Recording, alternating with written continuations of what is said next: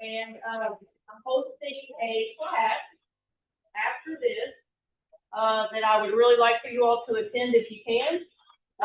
We're going to cover some things about compliance, seller concessions, appraisals, what lenders care about and what lenders don't care about. So if you can join us after the team meeting, that would be great. Just really quickly, you know, as many of you know by now, rates have been crazy, heading upwards of 6.75 on conventional. We did see some relief late last week, about 1/8 of a point or so. So, you know, let's hope that that trend continues to come down a little bit. It was kind of a shocking last week when we saw them really skyrocket. So if you have any questions on mortgages at all, anything, don't hesitate to ask. Day, night, weekends, we're always available to answer your questions. Whether or not it's a trading question or a particular situation you have with a buyer, please don't ever hesitate to reach out. That's what we're here for. Okay? I'll turn it over to, that's it for now. All right. We'll cover everything in about an hour. So, okay. I don't want to take up too much time. We'll get started then. Thank you. Thank you. You're welcome. Yes. You're welcome. Okay. So, my clicker would work.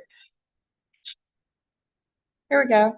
Beth, do you want to start us by talking about the amazing race that we have? Okay, I take a bite of the nipple. Take a bite, swallow, and I'd love to. So for those of you that don't know, on Thursday, for those of you that don't know, on Thursday, we are hosting here the Amazing Race. So if you don't know what that is, it is actually a television show, but we're not going to be on TV, but we're going to do some Amazing Race, like the TV show style challenges. When you show up on Thursday, you'll get divided up into groups of 2 or 3. You're going to be given a list of challenges to complete all throughout the city of Lexington. We're going to get out of the market center. We're going to do some real business building. We're going to get some new people in our databases. We're going to acquire some new skills and maybe make some new friends along the way. So if you are even at all interested, I'm going to encourage you to show up. It's going to be a good time. So like I said, it's starting at 9 o'clock here in the morning, and come prepared with some comfy shoes. I think we're going to have a great time. We're going to do this rain or shine. So What are you different challenges off rusted. It's creepy. Oh, no, we're not doing that because I don't want you guys to count yourselves out before you count yourselves in. Okay. Okay? There you go. Thank you, Beth. And so expect to spend how much time? 9 to 2. 9 to 2. Yeah, this is really 9 to 2. Okay. That'll be a lot of fun though. We have a bunch of good prizes too. Yeah, these are all great prizes to win. Like a sign and free pictures. We love free things. With only 4 groups sign up. If only 4 groups sign up. Maybe you're guaranteed to win. Okay, I don't know. Okay, so next, we are still doing our meal train for Rosemary. So please, if you are able, please scan the QR code and sign up to give a meal to Rosemary and Scotty. So Scotty just had his first round of chemo, and she said that he's doing pretty well this round, but obviously they could use our support right now.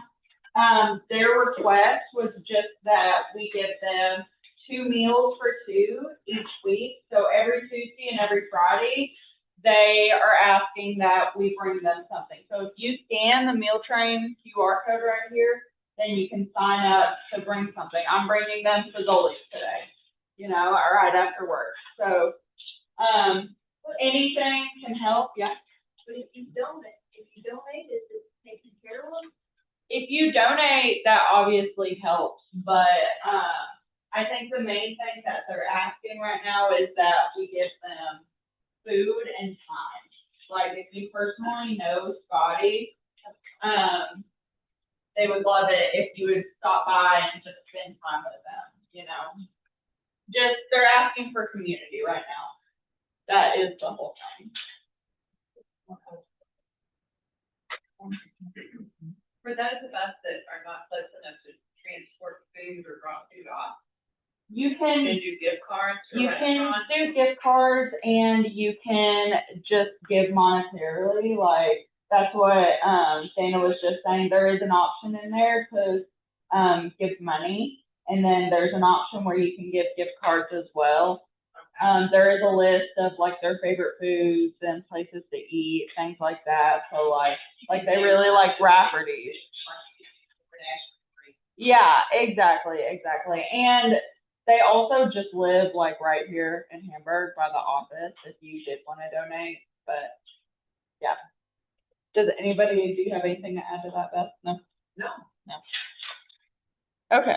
But if anybody knows Rosemary, you know, she's also a very chatty person and she likes to have company. And I know she's being Scotty's caretaker right now is probably not a really easy thing to do. So even if you don't know Scotty personally, if you've got a relationship with Rosemary, I know this is meaningful for her.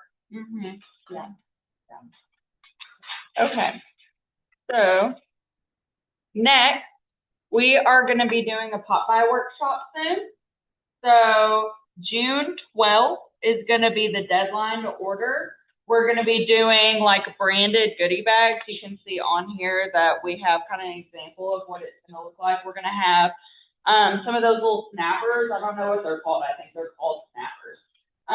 And then we're going to have sparklers, some lollipops, and then I'm going to make a tag for everybody. It'll have your name and your contact info and your logo if you want it. So if you just scan the QR code, you can RSVP. So we're going to be doing that on June 23rd. We're going to come to the Market Center. It's going to be from like 5 to 7 p.m. And we're going to have charcuterie and we'll have wine. And if you wanted to bring wine or a snack to share or anything like that, we would appreciate it. And we'll all kind of just hang out and put them together and stuff. So it'll be really cute. It'll be really fun. I always love it when we do that. You do have to order them in quantities of 25 though. So just keep that in mind. But 25 of them are like, it's like $40, I think. They're really cheap to do. So I would recommend that you do that. Okay. And now, do we have any bucket fills for today? Bucket fills, anything? No bucket fills? That's kind of crazy. Nothing? Okay, you got one. Okay, perfect. You're amazing, son. Oh, You truly are. I thank you because you handled everything so well. And Red Day was so fun. I'm glad you loved it. That was amazing. I loved Red Day. It was so Yes, she did a great job putting everything together. Well, that was not just me. I'm just loud. That was not just me. Okay, so you all did a great job. Sorry, Beth. And this yes, you guys did a wonderful job doing that together. It was very, very gratifying. That is the culture committee. The culture committee heads that. So if anybody else had a lot of fun on Red Day, we're trying to put stuff together where maybe we can do more things like that instead of just once a year we go out and give back. Maybe we should give back monthly or quarterly or anything like that. So if you have a lot of fun and you wanted to kind of be a part of organizing it, we would love to have you in culture committee. Right. Do we have any more bucket fills? Just a few more minutes. I'll fill Bart's bucket. Why? Because I feel like you've been here like, what, a week? Not even? Yeah, just like a week. And I feel like you've brought a lot of great energy and you've brought a lot of great insight and, you've just been a great person to lean on already. Thanks. So I appreciate you being here. Do we have anything else? I want to give a shout out to our QC team. The fact that you guys are always the bulk of the people in our team meetings, that you're engaged and care about understanding what's happening in our business, and I just want to thank you all so much for your dedication to that. Yeah, and then no one noticed. Okay. And there's money. I know, we're gonna do all office in a second, so. Oh. I don't think they care about hearing our, bucket fills though, so. Okay.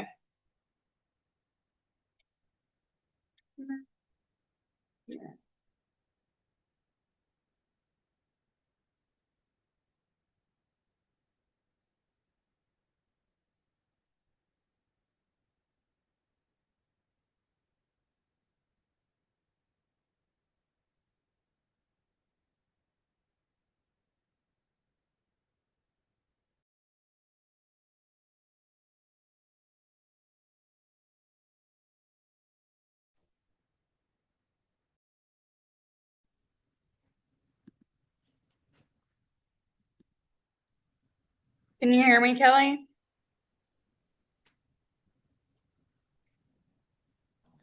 Yeah, I can now. Good morning, everyone. Good morning. Hi, David. Hi, Kelly. Good morning, Kelly, Good and morning. everybody, And everyone else. and everyone else. All right, I think it's only 11:12, so 11:15. I think Louisville and Cincinnati will join. Cincinnati's got a vendor in there Okay. talking. Cincinnati.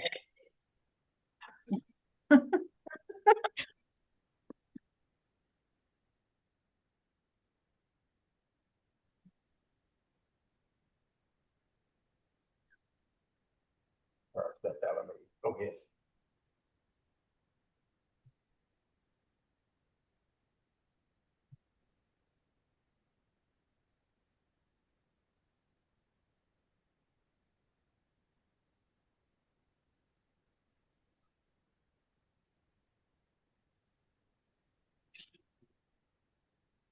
There's Cincinnati.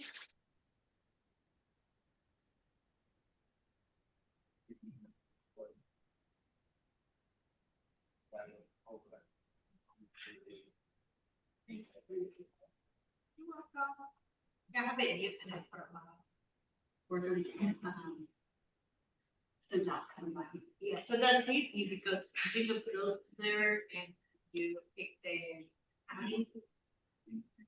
And it has, you put the address and then it's gonna let them know.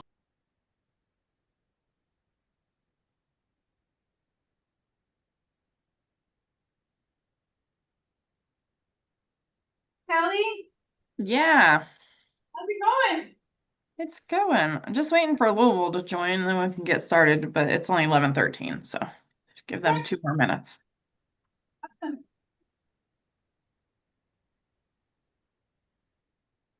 If anybody's got some good stuff to share, that's what I like to hear. David, how's full-time real estate treating you?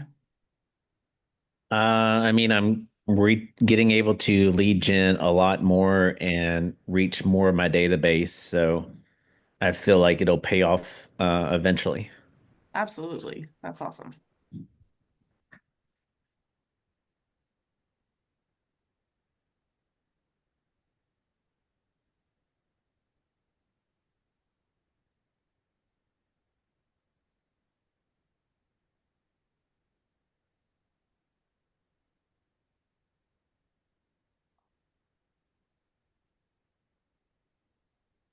Okay, Rob's coming.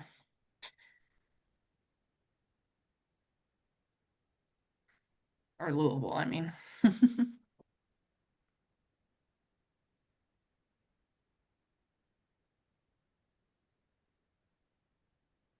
Okay, Louisville's there, so we'll get started.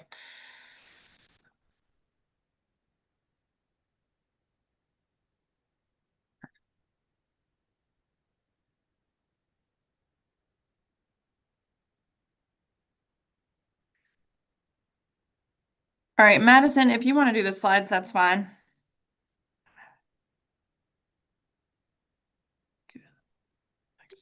I'm good. I don't think I can control them. Well, I think I shared them with you, but I think it'd be easier if I just click Oh, there's just a couple of them. Yeah, yeah.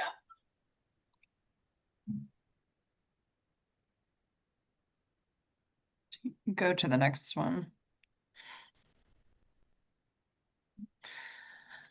Okay, this week is the last week of May, which is KW Cares Month. So each office has a QR code there. Our goal is to raise $890 in the month of May, because Mo Anderson is turned 89 this year. So I appreciate everybody for participating in Red Day this year. But we are doing last calls for the KW Cares donations so that each office can contribute $890 to KW Cares. So I'll give you a second to scan your QR code, even if you can give $1. It would help our goal for each office. I know Southern Indiana raised some cash on Red Day. And I know a couple of the offices did as well. So we will add that up at the end of the month and hopefully get past our $890. If everyone's got that, we can go to the next one. And just that links to your Market Center's account, so you guys get credit so everyone can tally it. So we have a report that we can pull for each Market Center. Okay, our next top 20% event is up here in Cincinnati to see a Reds game on June 17th. The game time is 12:40. You can scan the QR code there and get registered by June 5th if you'd like to attend with us. So we will be having a lot of fun that day. Hopefully it will stop raining by then, because I feel like it's been raining for an entire week. But I'm just kidding. But yeah, if you'd like to join us for the Cincinnati Reds game, scan the QR code and get signed up. Okay.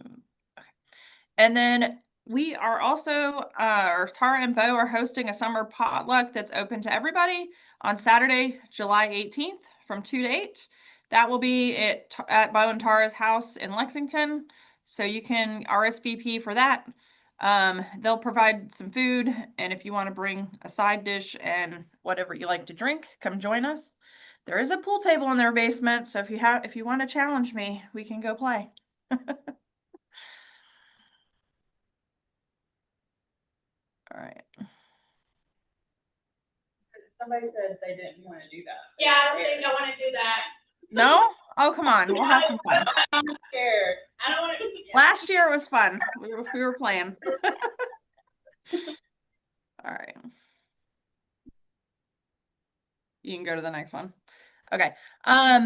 If you guys don't know, there's a KW referral company or a community which teaches you how to go get, you know how some of those other companies have like accounts with some of the reload companies? They teach you how to go get those on your own, because those other companies take like a lot of money. So they teach you how to bypass that. But they are doing a new referral program you can sign up for, and you can place referrals for a 35% referral fee. So if you want to get involved with that, you can scan that. Lots of QR codes today.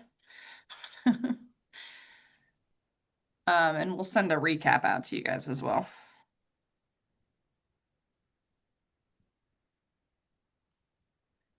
You can go to the next one. Okay, Gary's letter. So Gary writes a letter every single month. You probably do get this in your email if you get an email that's called the Chew. And that comes from imwithgary@kw.com. So I know when I try to find it, I just type that email in my search. And it'll come up, but it comes out in a newsletter called the Chew. But I'm going to read it for you guys. By the way, when you get it and you can download it in a version that you can actually read that's not handwritten. Because I know that's a little hard to read, but so it's 5:30 in the morning, and here's what's on my mind. Blame. I'm lying here thinking about the things that are happening in my life that are affecting me, the bad ones, negatively, harmfully, destructively, depressingly, and no matter how hard I fight it, no matter how hard I push it down, blame shows up. Dang it, that doesn't feel like me, but here I am. I don't want to blame anyone, and I don't want to blame me. And I'm frustrated by that. Why? because it isn't someone to blame. Because isn't someone to blame? I shamefully ask. Yes, I tell myself, of course someone is to blame. So what's bothering me? The word blame. So I'm thinking about it. I ask myself, why do I naturally go to blame? And I realize the answer is so simple. I don't want to think that I caused any of it, and that somehow that thought clears me from having to do anything about it. I just sit here with my blame, sometimes seething, other times despondent, and nothing gets better. So I'm wrestling with the idea of blame because somewhere it feels like this is really important, that what's going on is deeper than the word. I think blame is messing me up. And the reason is because I believe the blame delays progress. And that's a realization that I'm actually just having in a different way. It's not that I didn't know it, but at this moment, I know it differently. Blame delays progress. And I think if that's true, then I actually need to banish the word blame from my life if I'm going to move forward. Things happen. They happen all around me. They happen to me, for me, because of me, and they're often decided by others. Some of that works, and some of it doesn't work. But all of that adds up to influencing my success or failure. And I think when I run out of breath, I go, that's their fault. That's what they're doing. I can't control it. So here I sit, and when it dawns on me, that's exactly what blame is doing. It intends to stop me in my tracks, impede any progress that I was trying to make, and let me play the blame game instead of the achievement game. Blame delays progress. It's like I'm waking up to that in a new way. You know, it's one of those lessons I've learned since my teens, and I've repeated in some form throughout my adult life. But now I sense it at a deep, deep level. I've got to banish blame from my life. I just have to stop it. I have to accept that if I want progress in my life, I have to accept responsibility for every decision around me that impacts me. If it touches my life, it's mine to respond to. Because I have a choice, because I have options, and I am not a victim. I get it. Energized, I pop out of bed, hit that alarm, grab Millie, and we head to the gym. Onward, Gary.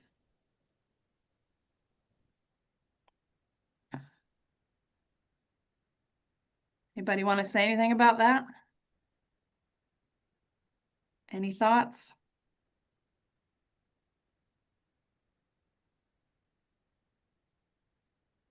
Sometimes I think, that for me is the difference between achievers and not achievers, right?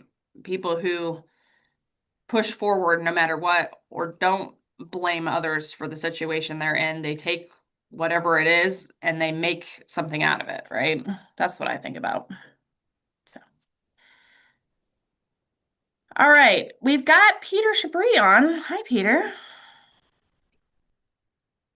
Hey, how's it going? Good. How are you doing? Good. You got a sleepy crew today? It seems quiet. A little quiet. It's a Monday, Tuesday. Yeah, right. Okay. So, we're going to take some time. I think you all know of Peter or know Peter in some way, but I'll have him introduce himself.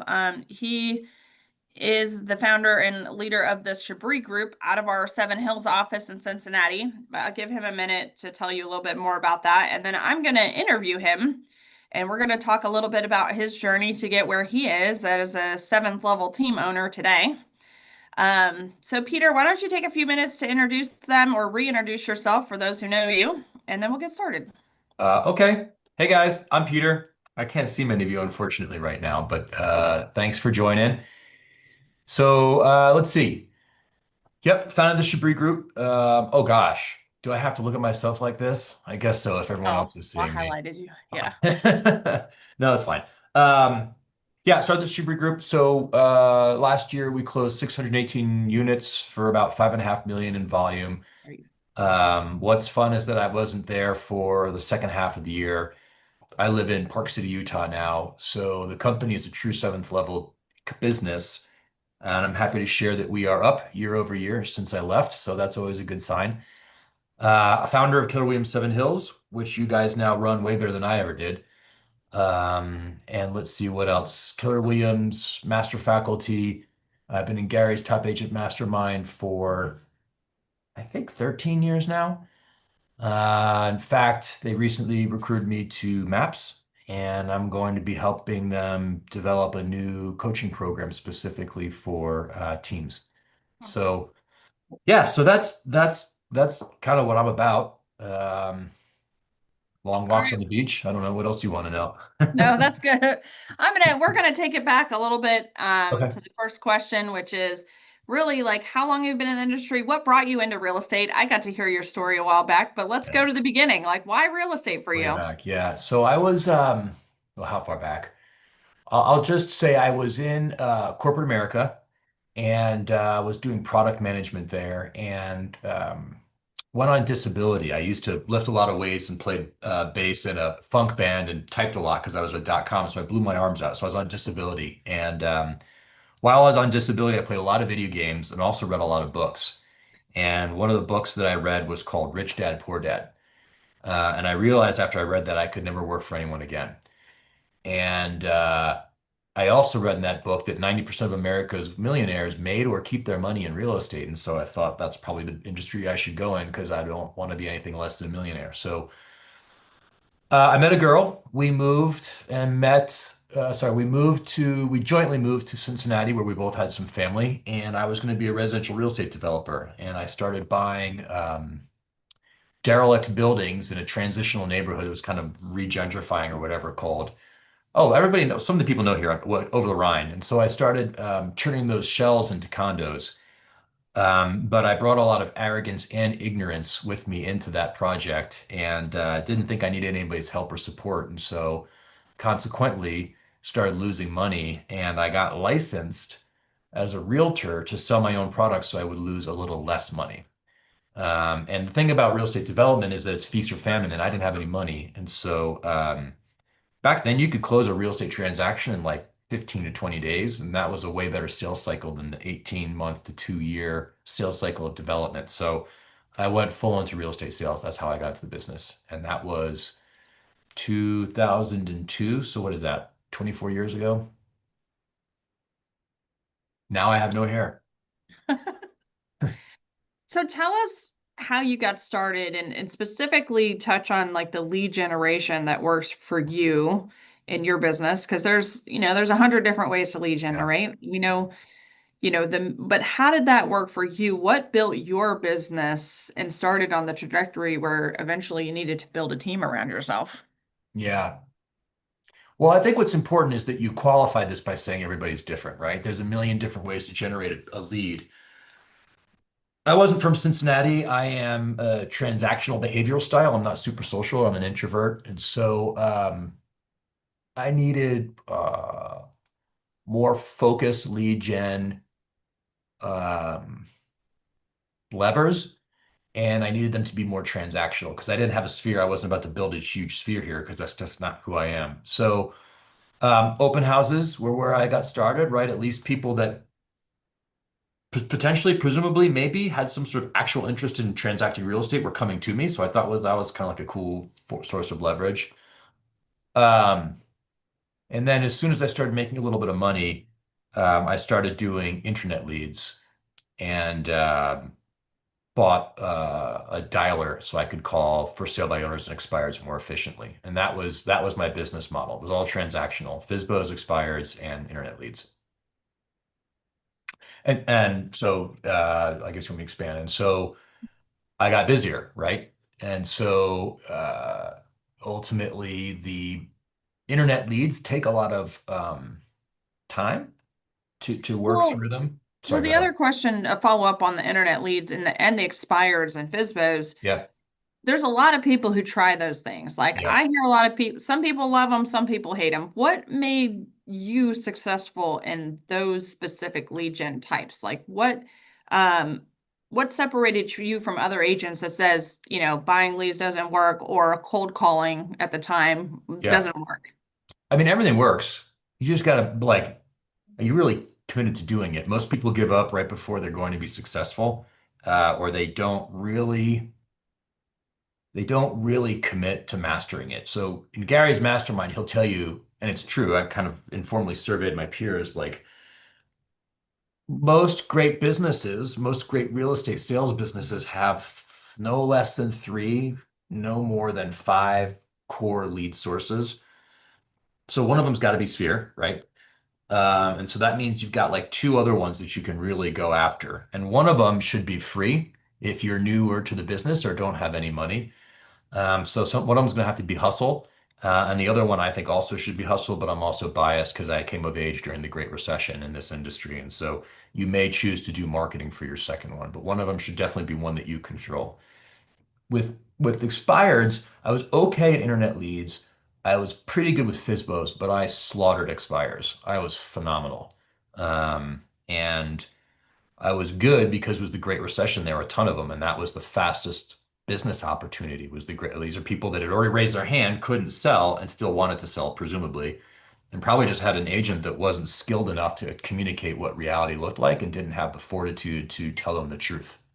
So I had those things, and so I just had to get really good at telephone jujitsu, and that's just what I did, right? So I had a I don't know if OGs here might remember Bold had this CD that had scripts on it. I know we call them conversation frameworks right now, but back then they were called scripts because that's what they were. And it was great because it would play a script and then it would pause while it was playing so that you could practice the script. And I used to drive into the office listening to the scripts every single morning. And then at 7:30, I had a role play partner from 7:30 to 8, and we would role play back and forth on expired scripts.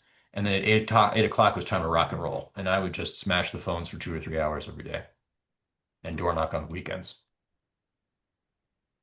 So So at what my habit best, let me or brag how for did, just 1 second, if you don't yeah. mind. At my best, for every 10 contacts I made, I booked an appointment with an expired. That was a killer conversion rate. So safe to say that you practiced your craft I was and then you did it consistently every day. mercilessly, relentlessly. I hammered. It And I was had a that killer what, follow-up system. Sorry, go ahead. yeah, the follow-up system's next, right? Yeah. Yeah, that's right. Tell us about that. Oh God, it's embarrassing, but that's actually my favorite form of lead follow-up. I got this from I think I got it from Tony DeCello, who some people, the OGs, will recognize his name. Um, there were two accordion files. One had 12 slots, that was each of the months, and then the one had 31 slots, which was each day of the month. And so I would take, let's see, we're about to hit June. I would take out my June slot and I would just put them in the day slot that was appropriate for me to follow up. And that was my follow-up system. And I never missed anybody because it was manuals, physical, right? It's easy to blow off a follow-up activity in a CRM, but when you're staring at that piece of paper and it's got your notes, you just seem like more invested in it, right?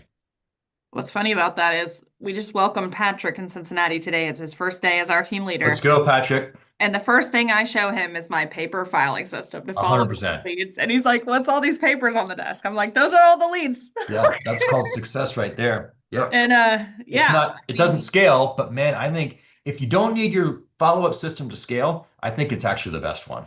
Yeah. Now we've also got it in the CRM and all the stuff, but there's nothing like paper and pen notes in my opinion. So sometimes the old school 100%. still works. Okay. Yes, ma'am.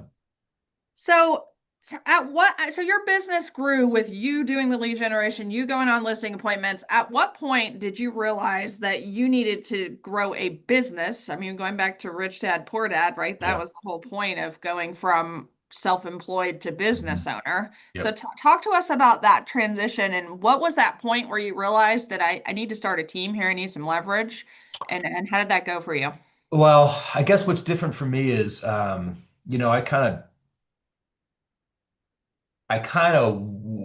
first few years in the business, I kind of was directionless and purposeless. I mean, I was selling a couple houses every month, but nothing remarkable.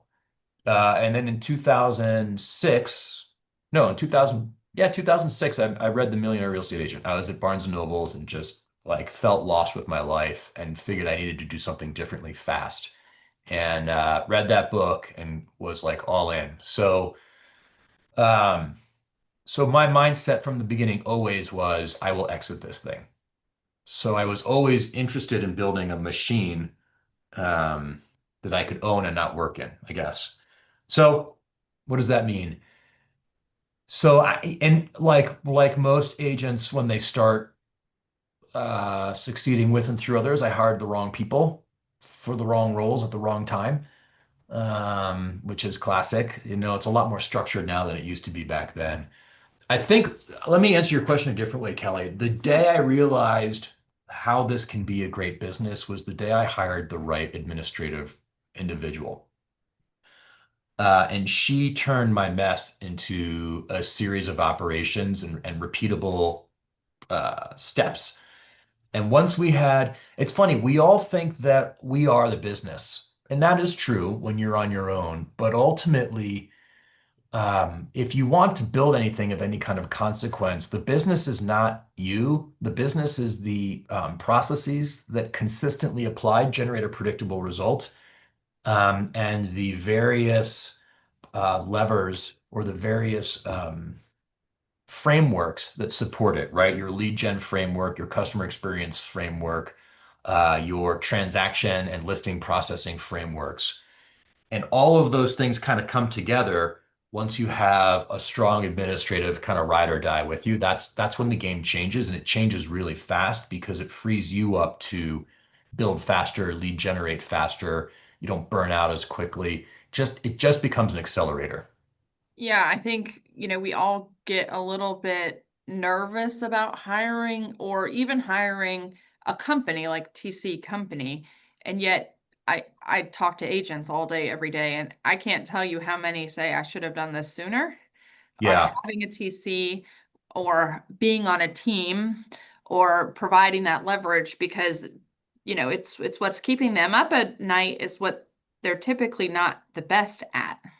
I'm glad you said that, Kelly, is that it could be your decision is to build a team. It could be that your decision is to join a team. It doesn't really matter because we all have our separate needs and where we are in our lives, right? What does matter is that no one succeeds alone. And we all agree that that statement to be true, and yet so few of us will actually practice that truth in our own lives, whether it's in our personal lives and getting support in our personal lives, or whether it's recognizing our own limitations, our own strengths, and leveraging accordingly with whatever business model makes the most sense for our lives.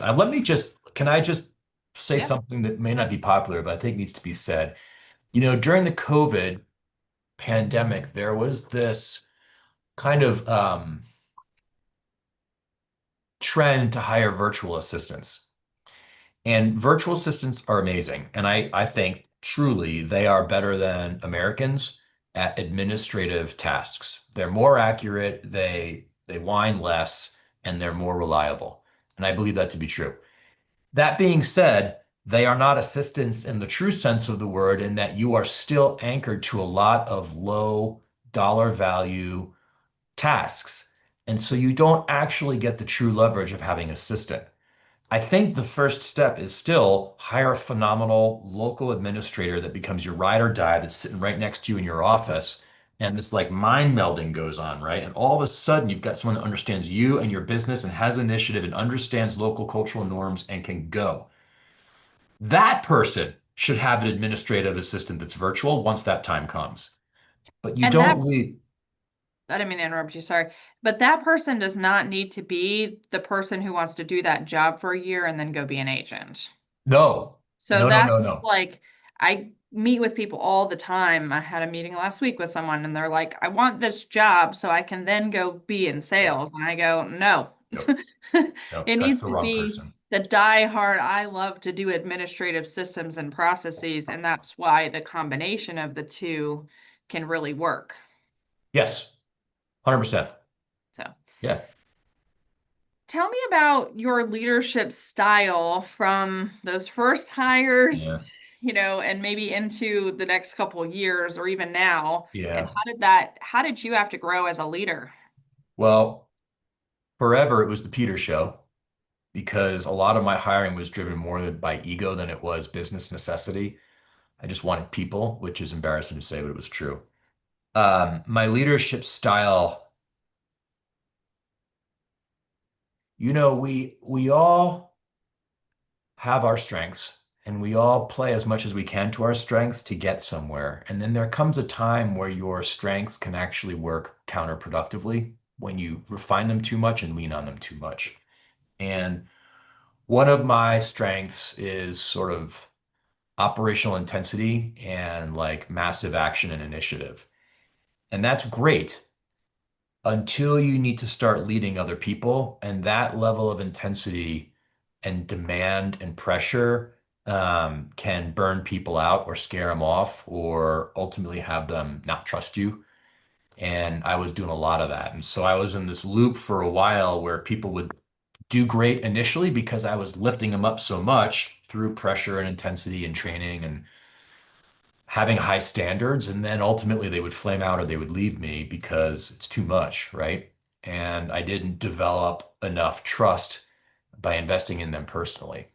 And it wasn't that I didn't care, I just didn't take the time to show it, right? So, so over time, oh, the other thing is I thought that the only way it could be done was my way because I had gotten here and you hadn't, and so my way clearly works better than yours, right? Which is arrogant and ignorant and egotistical. There's a million ways to be successful. Um, and so I think my leadership style evolved to recognize there's multiple ways to be successful. There's different kinds of talent, and you actually need all the different kinds of talent in an organization if you really want it to be great. And so my leadership style started to soften up a little bit. It also softened up as I went from like a SEAL Team 6 business model. And then I went too far. I went to like People's Liberation Army of China model, which was a hot mess. We kind of settled in this like, we almost look like a brokerage, like a boutique brokerage with standards. And that model worked for our business model and also for sort of my evolved leadership style. And that's, I mean, you run a mega agent office now that is somewhat self-contained, but they also, I mean, there was a challenge too of getting the Chabris Group and the Seven Hills office to be together and not Yeah. separate entities, really, right? Yeah, 100%. Yeah, and I know you've done a lot of work on that in the last couple of years, and I'm thankful for a lot of your agents that participate in a high level in the market center too. That's cool. I And love teach that. and help each other. So, That's awesome. what were the decision points or what are the top decisions you had to make as a business owner that led to you being a solo agent to selling over 600 homes last year? Like, what were the key points that you had to change? Ask me the first half of that question again.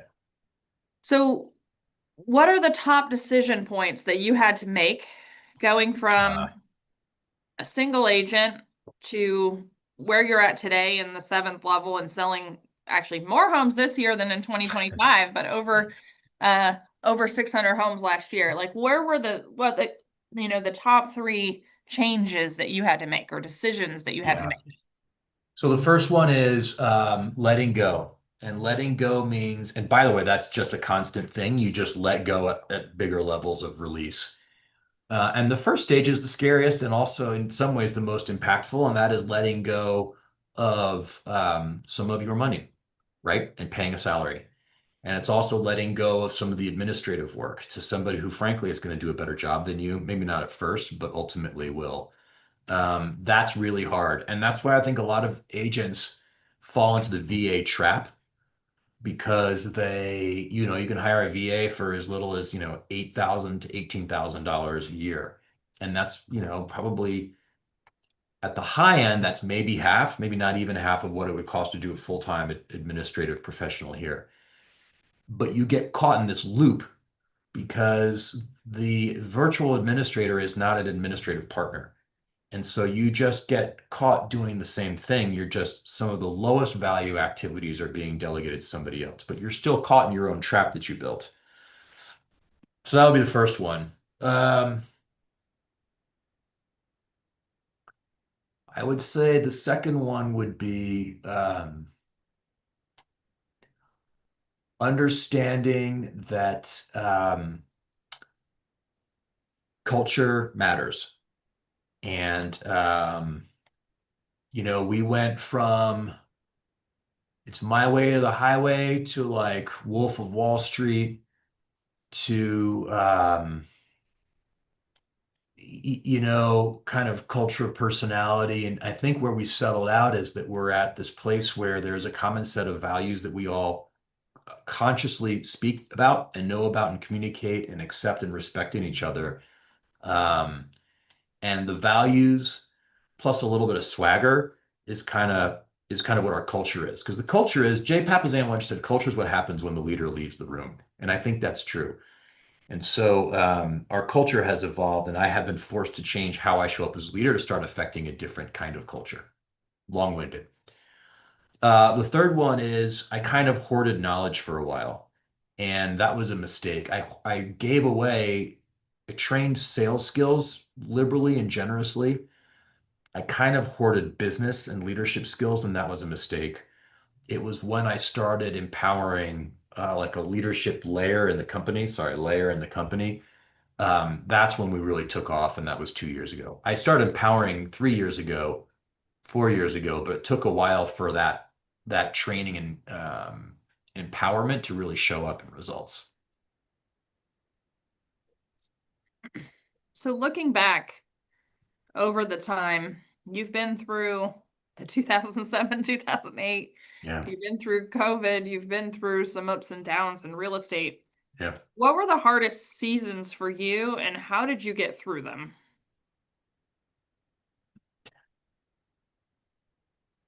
The hardest season for sure was the financial crisis, right? The Great Recession. It started in 2007. We didn't exit it until 2013. It wasn't 2 years, it was 4.5 brutal years. I was lucky in that I had no other choices.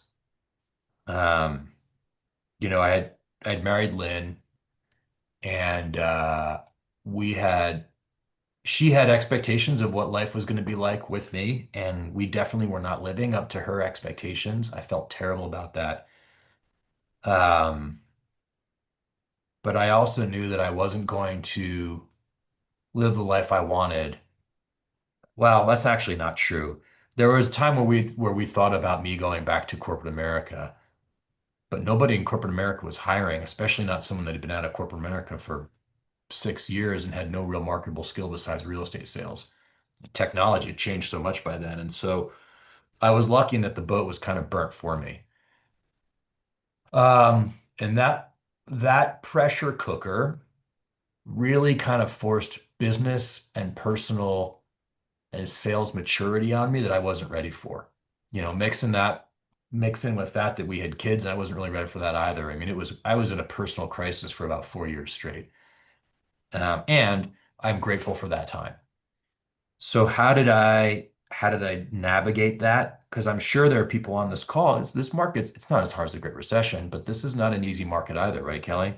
Right. And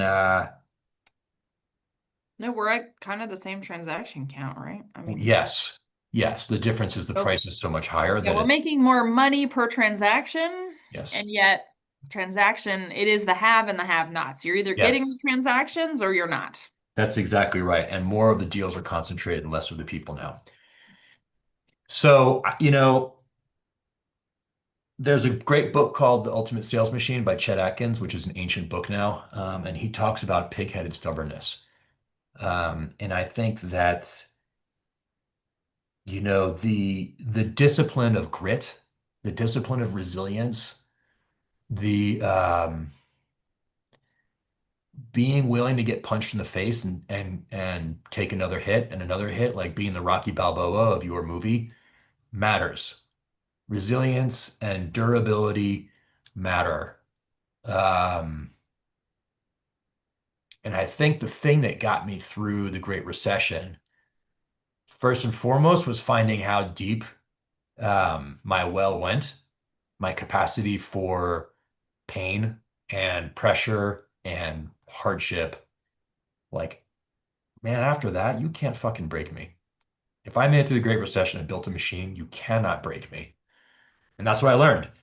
And that's what sailed me through COVID. It's when my team almost imploded in 2016, 2015. It's what kept me together and kept, that was the glue, right? Like, you just can't break me.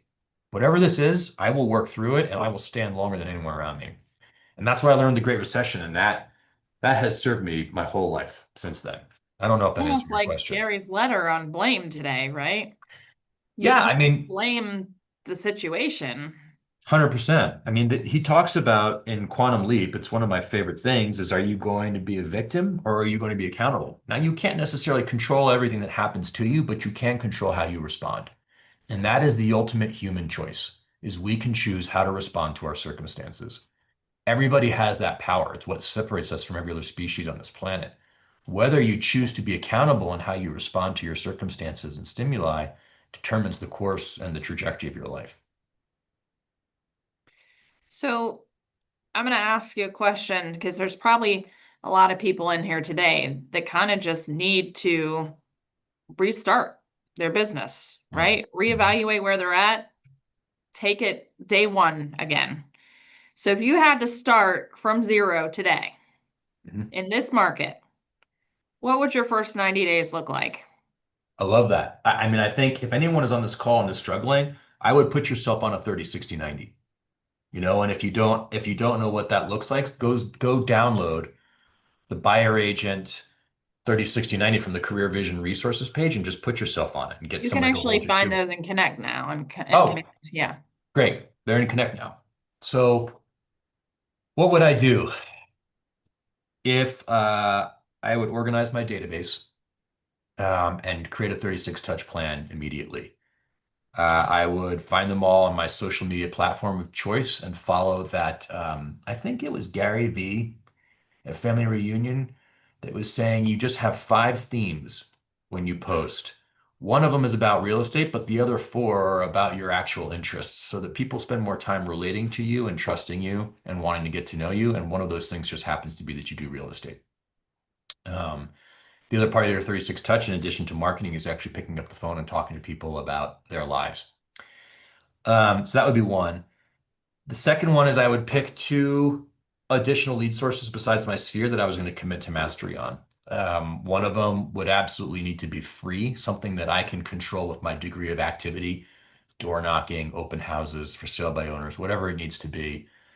If I had money, I would do some sort of marketing lever also.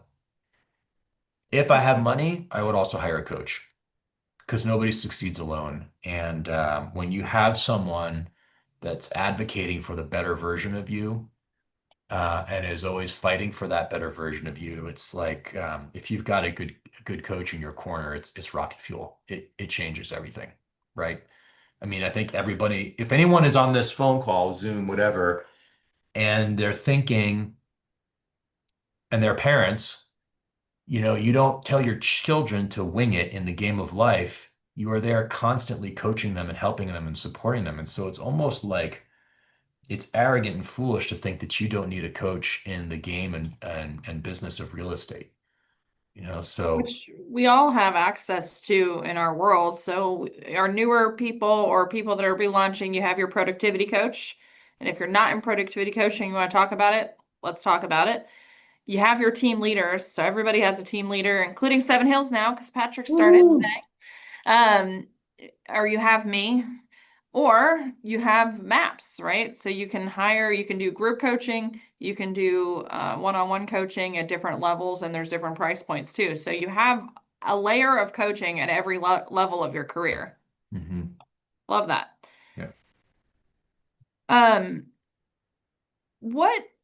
So we all have limiting beliefs or beliefs when we're starting out. So I heard a lot of yours, which was the Peter show, or there was ego in there that you had to overcome. Lots of ego. What's that? Lots of ego. Yeah. Which that's sometimes what makes a great mega agent for sure. You got to have some ego, right? It's You got to part of have the confidence. So 100%. It's just how we project that and how we use it, right? Yeah. And when ego is not a bad word in itself. No, harnessed correctly, it serves you.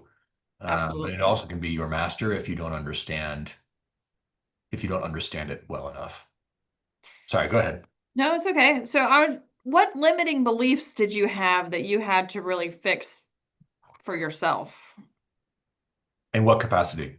Just leadership, building the team, like what kept you down mentally that you had to change? What limiting beliefs? Well, I thought nobody was good as I was.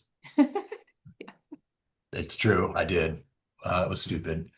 Yeah, James, for example, runs the Chabris Group day to day way better than I ever did. He is a far better manager, leader, whatever you want to call it. Tyler, way better listing specialist than I ever was. Allie is a way better administrator than I ever was. I mean, these guys are phenomenal at what they do. So I thought that nobody could do it better, and that was foolish. Another limiting belief was in my behavioral style is high D, high C. And so I thought everything had to be perfect right now. And the reality is not everything has to be perfect. And so sometimes done is better than perfect. And I was so obsessive about perfection that I kind of retarded our growth for years with my need to control everything and have it be perfect, because that was how I had gotten to that place in the first place. Limiting beliefs. I really think like the fear of release is real. And we all think that hiring your first person is expensive. And yeah, it is. Just like hiring a coach is expensive. Yeah, I guess it is. But the returns on your investment are massive. I was reading a book last night. Somebody mailed me a book about wealth building and didn't put a note in it saying who it was from. So if you're on the Zoom and you sent me this book, thank you very much. I read it yesterday. And it was interesting. The author says if you want to build wealth and you own a business, you should invest 10 to 20% of your business's net profits back into the business every year. Well, that's an interesting idea, right? If you're making $150,000 in GCI, or you really can and should hire an assistant, maybe 20 or 30 hours a week for 30 grand. And I guarantee you'll be at $200,000 a year later and be able to pay them 40 full time, or whatever the numbers are right now. But that's the fear of releasing is kind of, what do they say now? It kind of gaslights you from a better life. Did I use that reference right? I'm sure my 22-year-old daughter would cringe if she heard me saying that. It's the barrier. It's the blockade. The thing that prevents you from a better life, a better business, a happier world, is choosing to let go and choosing leverage. To your point, Kelly, in whatever form that may take, because leverage looks different for different people. I guess I'll just leave it at that. I would say be willing to identify leverage options, be willing to let go. The worst that happens, it doesn't work, then stop doing it, right? But at least give yourself the chance to be bigger. Yeah, and everyone has their own goals of where they want to be with their business. Even an individual agent is still a business. Yes. And you might find leverage in your personal life, right? Yes. Do you want to mow the lawn anymore? Do you want to clean the house anymore? There's so many things that we can leverage that we should give up. And, something I've also learned later on is it's okay if that leverage is just for peace of mind. If you want someone to clean your house because it helps you live a better life, people will say, well, you got to spend that time lead generating or whatever. As long as you're doing well, you're paying your bills and you're doing what you want to do, you can also leverage for peace of mind.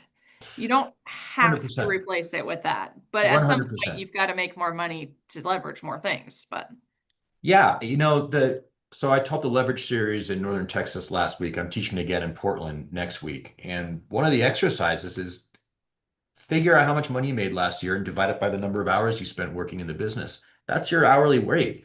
Any work that you're doing that is less than that you're doing that you can outsource for less than your hourly rate, you should probably outsource it, spend that time working or recharging. 100%. Which is a lot harder for us to let go of those things so we can relax, right? So high achievers feel bad relaxing, but we will burn out if we don't. Yeah. So that is true, Kelly.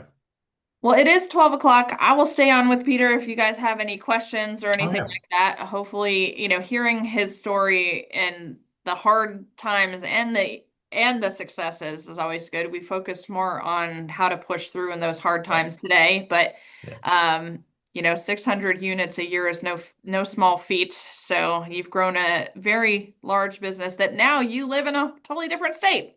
So Yeah. it is possible. How about that?